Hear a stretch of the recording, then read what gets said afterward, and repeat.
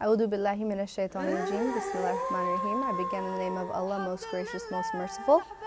I am queer Muslima. The fact that I am Muslim is no secret to anyone who sees me on the street or in the halls of Congress. I understand that sometimes people are surprised that I speak at all, or that I speak without an accent, or that I speak publicly. And that's where I find it to be an opportunity to dispel stereotypes by simply doing what I love doing. I grew up in a Muslim community, majority of Jordan being Muslim. A lot of my friends were Muslim. We grew up in a school that taught both Christianity and Muslim religion. So I grew up in that community. I moved to the US and came out of the closet as gay, and I do identify as a gay man. Because there's the assumption that if you're Arab, you're Muslim. If you're Muslim, you can't be gay. And you can't live that freedom, and then you can't explore that life. But I'm not Muslim. I am Arab. But just because I don't identify as Muslim or I don't practice Muslim religion, there's usually that kind of connection that goes on there, and it's inevitable that you have to deal with it. It's interesting having an ethnicity that's not exactly defined, but at the same time knowing that you're Arab, and there's all these different ridiculous stereotypes that are placed on being Arabic. Like, I'm suddenly a terrorist, I'm suddenly like a part of a terrorist group.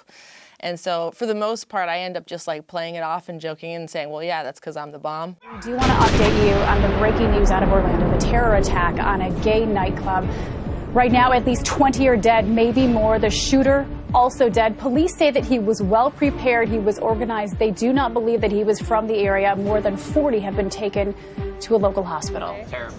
Can you tell us where you were when you found out about the Orlando shooting? Yes, I was in Chicago. Okay. I was on a business trip, and I woke up on Sunday morning to the news at 6 a.m. And was in shock. I believe I was watching television. I was watching MSNBC. What was your initial reaction? Disbelief.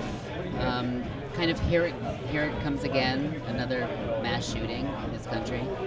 Okay, so funny thing, I was at LA Pride, and I was planning on staying because I was tired, but as soon as me and one of my friends got back to her place, I was like, you know what, I'm gonna go home. And I did, and when I woke up the next morning, I opened my laptop, and there was like, it had blown up because the whole Orlando shooting had gone down, and I was like, holy fuck. And it was one of the things that's just kind of like a punch to your gut, and it's also like a slap in the face. Here I am at a family reunion in my room, going through my news feed. I don't know if it's just intuition or something, but I was expecting to hear a Muslim's name for some reason. I held my breath, and my blood pressure just shot up, just praying. God, please okay, please don't be a Muslim name. Please don't be a Muslim name. Followed by the cry, maybe I have a great bias, but dreams can come true like that of Sheikh Zion. From tribes to the streets we roaming, desert dwelling Bedouins who saw the Alhamdulillah, hoping for the Imarat to see beyond the sky's limits. Aloha, snack bar gun people. Well, U.S. government had a great big success today. Woohoo! We spoke for freedom. The liberals won, and we brought in more Muslims into the country because we're an open border, safe country. And guess what? Aloha Snack Bar, Allah Akbar hit a Florida gay bar and killed 50 people.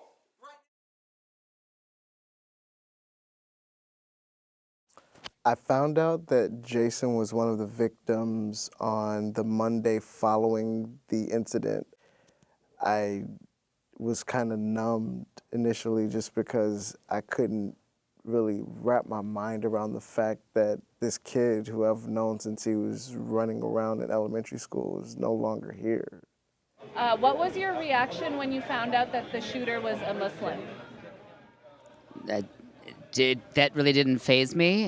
It was just like somebody else with a gun just killing people, and actually doing it in a gay bar, which of course I like to go to gay bars, so it was kind of scary. anytime there's any kind of massive shooting in America, I instantly think it's an extremist Christian white guy, like, white supremacist, like, what was it, like the Oklahoma bombing, like I assume like Unabomber style, that's what I first assume.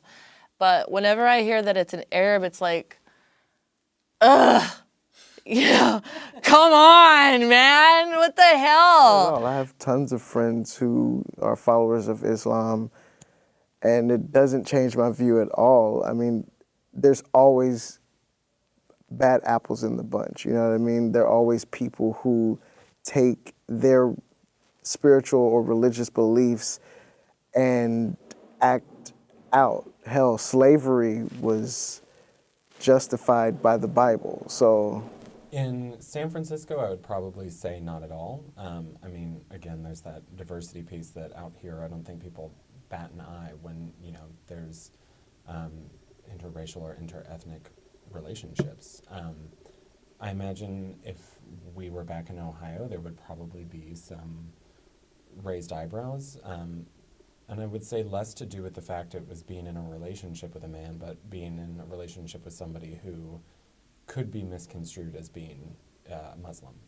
Because I think that's where most of the hatred in this country is being focused on right now, which is pretty terrifying. So, do you think if they knew that he was Arab but not Muslim, would that make it better? I feel like it would probably take months to explain what that means, because people, America's really good at just thinking Arab means Muslim. Right. So I think it would take quite a few conversations.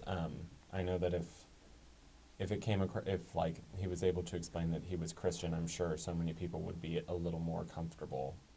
We had to struggle with some difficult questions in the hours that followed. Should we organize public statements to condemn these attacks?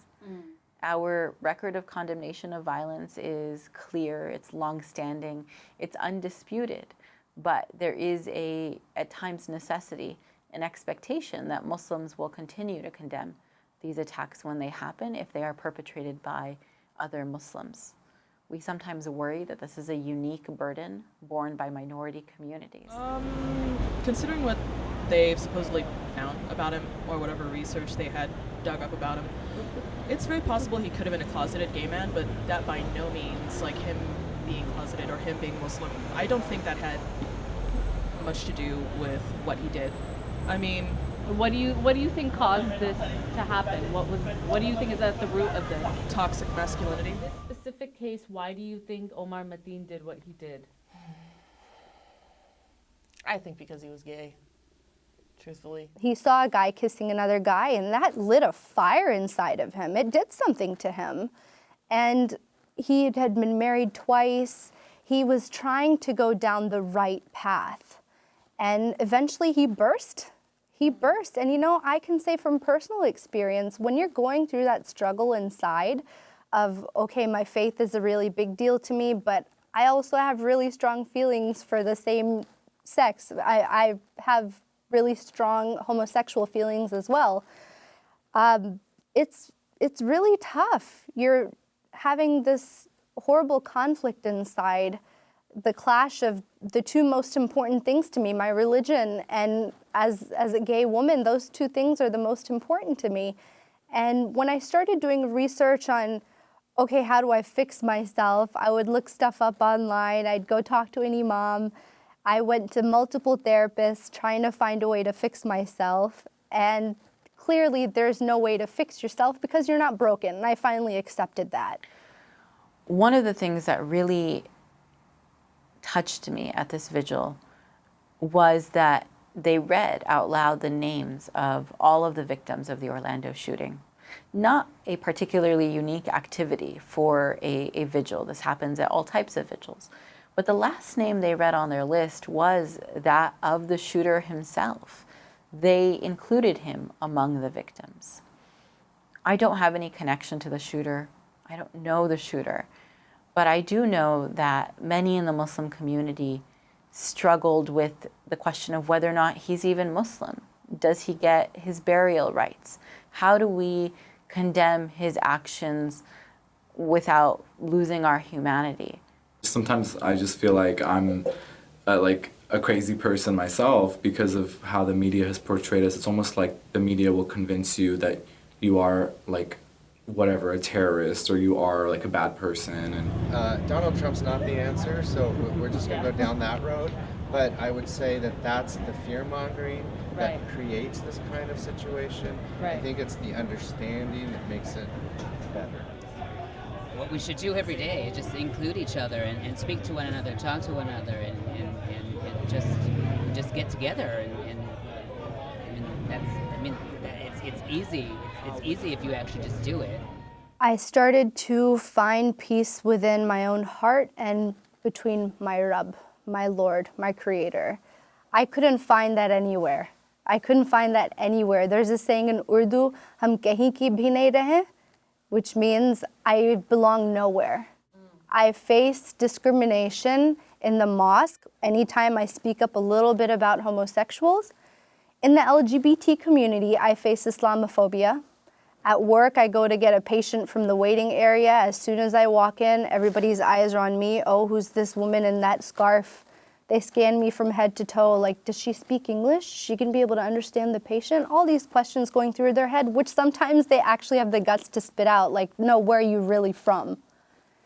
You know? So I face this everywhere I go, but the thing that gives me comfort, the thing that helps me find that balance, the thing that helps me center myself is my connection with God. And I turn to Him 5 times a day, pausing all my matters, all my affairs, and taking a moment to breathe, reflect, and seek guidance from Him, because I know ultimately that He knows that I'm trying my best. Have to have a ban on people coming in from Syria, coming in from different parts of the world with this philosophy that is so hateful and so horrible. But sir, let me interrupt you on that one right there. How would the ban have made a difference here? This man was a United States citizen. He was born in New York. He lived in Florida. No, that's right. But we have many people coming in whose hate is equal to his.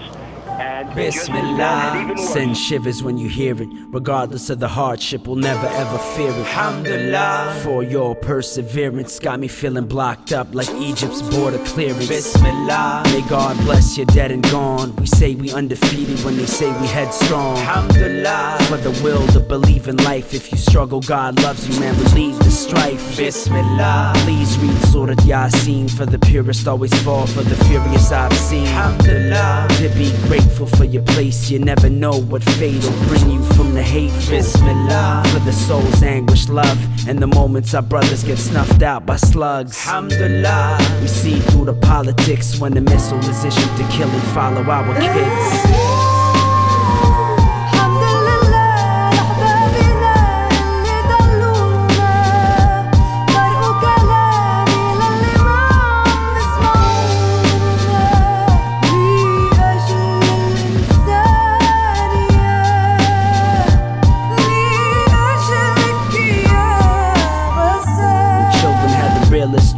Waking up in cold sweats out Philistine. Alhamdulillah, you could really tell you see. Turn the news on, heard they sent shells to scenes. Bismillah, and 2 hours later in Gaza, the floor started pounding and they felt the hezza. Alhamdulillah, and Hess said the policies lied when the house was blown to pieces and an olive tree cried. Bismillah, the jidab that moved too fast out the mouth of Hamas and Mahmoud Abbas. Alhamdulillah, we need leaders instead of fickle beasts, and wicked streets cripple beings triple through the Middle East.